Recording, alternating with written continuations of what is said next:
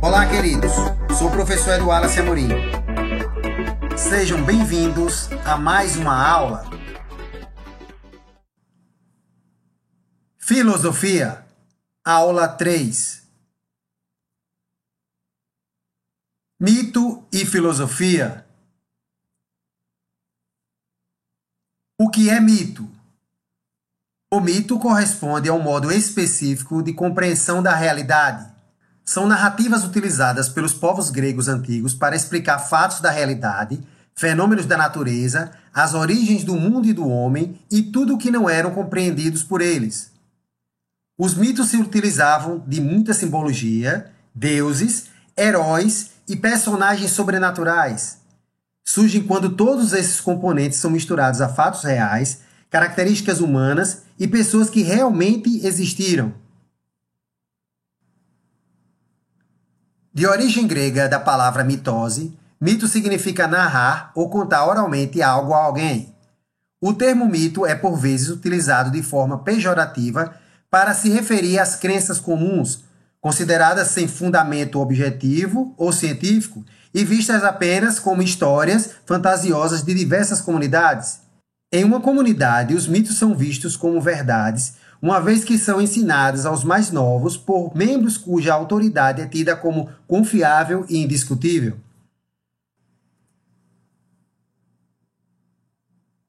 A Grécia Antiga é vista como um berço da filosofia ocidental. Então, o mito grego encontra-se também diretamente ligado às suas raízes, uma vez que o pensamento mítico antecede o pensamento filosófico. O historiador Mircea Eliade garante que, na Grécia Antiga, como em nenhum outro lugar, o mito serviu de inspiração para a arte, em especial para a poesia e para as artes plásticas. Tipos de mitos. Mitos cosmogônicos. Do grego cosmo, que significa universo ou conjunto de tudo aquilo que existe, mais a palavra gone, que significa geração ou nascimento, são mitos que narram a origem do universo, o cosmos. Hesíodo, através de sua obra Teogonia, narra poeticamente o princípio de tudo e descreve a origem e a genealogia dos deuses. O poeta grego conta ainda que a origem do mundo e de seus elementos aconteceram pela união do céu, Urano, com a terra, Gaia, a grande mãe, o que sugere que a criação se deu a partir do choque entre elementos contrapostos e complementares. Como vocês podem observar na ilustração, essa é a obra de Hesíodo, Teogonia, que descreve a origem da genealogia dos deuses, onde mostra a união de Urano, que é o céu, com a mãe terra, que é Gaia. Mitos escatológicos. Explicam o que acontece após a morte física na Terra e o destino da vida humana.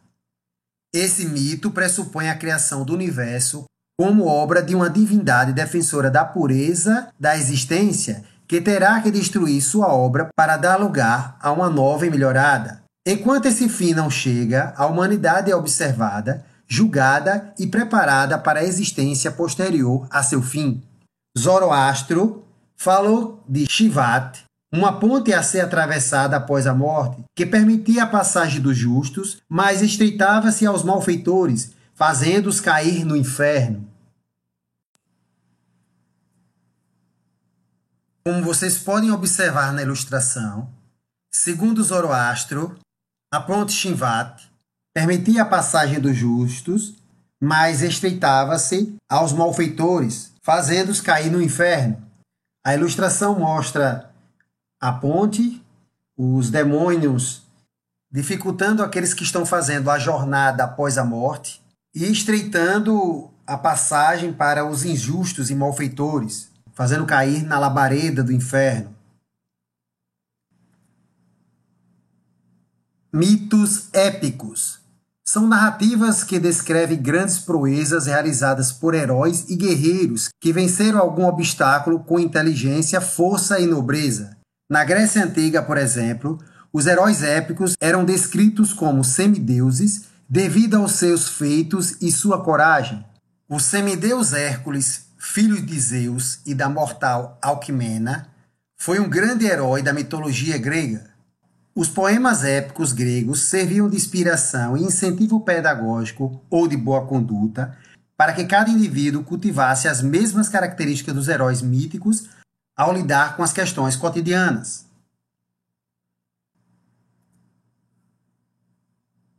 Como vocês podem observar, a ilustração mostra a narrativa épica do semideus Hércules desafiando o leão de Nemeia.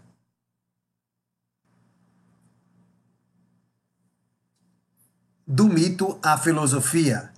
O filólogo Werner Jäger afirma que se houvesse uma linha do tempo, a transição do mito para a filosofia estaria sobre a epopeia homérica.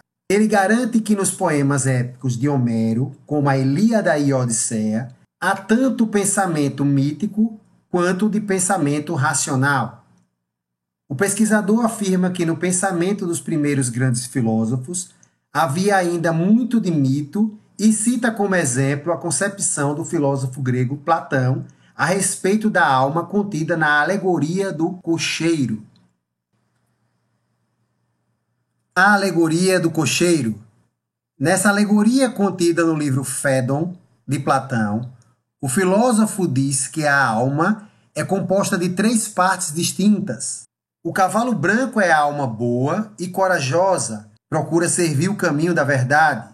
O cavalo preto é a alma má e arrogante, deixando-se levar facilmente por enganos. O cocheiro é a alma racional, tentando manter o controle. Para Platão, essa é a estrutura da alma dos homens mortais e ainda esclarece qual é a virtude do bom e a maldade do outro. Como vocês podem observar na ilustração, essa é a teoria da alegoria do cocheiro, onde mostra as 3 almas descritas no livro Fédon de Platão, sendo o cavalo branco, o cavalo do bem, o cavalo preto, o cavalo do mal, e o cocheiro, o equilíbrio entre o bem e o mal.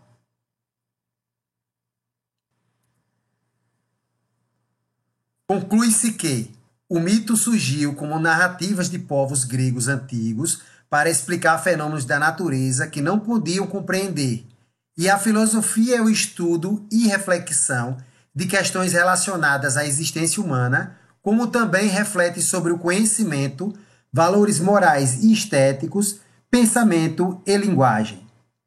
Ao contrário do mito, que possui suas explicações baseadas na crença, a filosofia é o conhecimento metódico baseado na razão e na lógica.